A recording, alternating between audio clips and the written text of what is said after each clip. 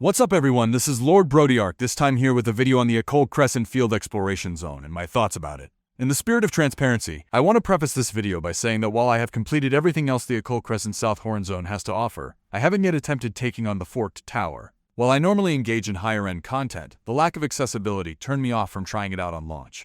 However, I do plan to clear it once 7.3 releases a few changes to the tower's accessibility. Because of that, I don't feel ready to give my opinions on the Forked Tower. Maybe once I've completed it once or twice, I will release another video covering that. That being said, I do believe myself qualified to speak on a more casual experience of the Occult Present. The first thing I want to talk about is the Fates. These aren't anything special and are very similar to other Fates found outside the Occult Crescent. Ultimately, these are mainly filler for between critical engagement spawns, so I suppose they do their job well enough. Well, that's what I would say if there wasn't a major issue with them.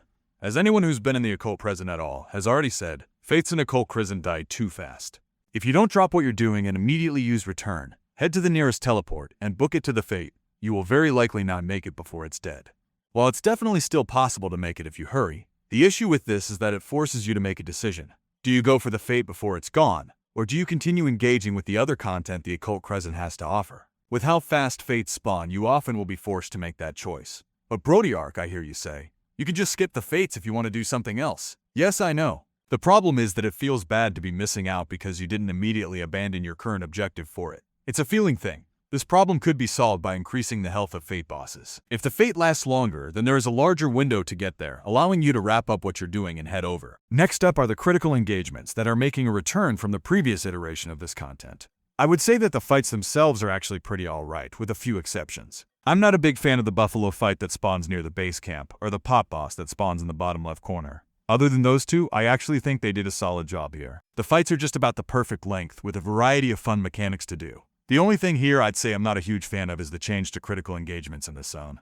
Before, you could sign up for critical engagements, sending you there automatically when the time came to start. But here, you have to travel to the spot of the engagement and stand within the area where it'll spawn.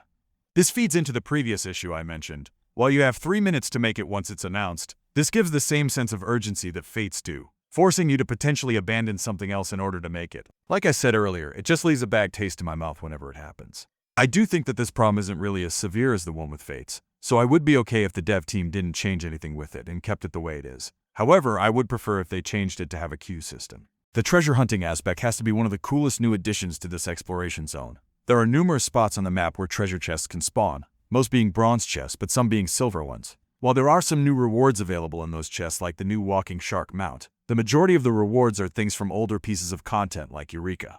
Once you've found some of the chests, you can respawn them slowly by engaging in other pieces of content like critical engagements or gold farming. I think this is a great way to handle something like this.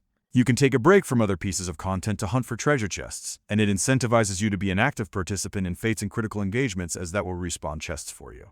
Some might dislike how it devalues older items, but honestly that doesn't really bother me too much.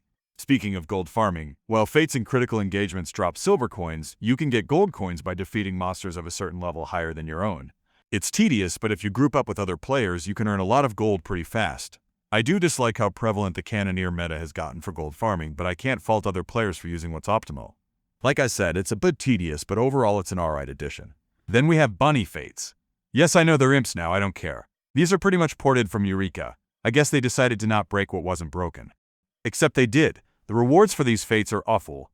If you get an imp, you have to lead it to a random location on the map, playing hot or cold to find it, with the only hints being a direction and a relative distance. That itself isn't too bad, but what do you get for your trouble? Well, in the vast majority of cases, nothing worth the hassle. You get a pitiful amount of gil and what? Fireworks? Laughable. What's even crazier to me is that Yoshi P has gone on record saying that the rewards here are fine and that our expectations are off due to the previous iterations of this content being too good. What? Are you serious? My brother in Zodiark, that is an absurd position to have. It's embarrassing to see how out of touch he can be sometimes, really. Anyways, let's move on before I go further on this tangent. Maybe I'll make a video on Yoshi P soon. Now for the part that Occult Crescent was sold to us on, the phantom jobs. And my opinion on them is, they're kinda mid. Yeah, I'm sorry guys, but these are hit or miss. Some of these jobs are pretty fun additions, but a good amount of them either are extremely boring in general or designed around going into the Forked Tower to get their full potential. This is not a good design choice. Like I said at the beginning of the video, Forked Tower is not casual content. Most people who play this game are casuals. Even if I myself are not amongst that crowd, I can still acknowledge that. So why are so many jobs reliant on doing a high-end raid to be fun? I'm not going to say that every job they made is totally bad.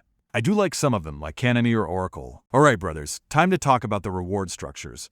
Let's start with the gold and silver rewards first. Now I do like the rewards themselves, especially the new 745 gear sets. The problem I have here is that everything takes way too long to earn. Look, I love a good grind, don't get me twisted here guys. I'm not against grinding for the things I want, but I also want to feel a good sense of progress while I grind.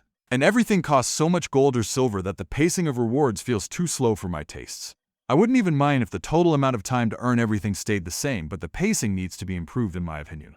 Also, why isn't there a pity system for phantom job drops? If I recall correctly, the Bald Strunger himself did over 30 clears of the same critical engagement and still didn't get the Oracle job.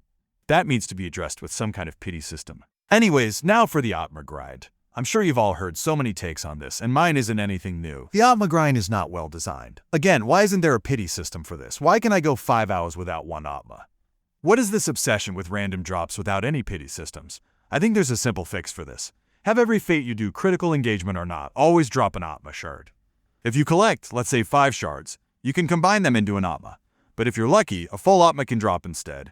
If 5 shards is too many or too little, that number could be adjusted, but you get the idea I'm getting at. It's such a simple fix, but it would fix the Atma grind overnight. Now that we've covered everything content-wise, I'll give a few short notes on the map itself.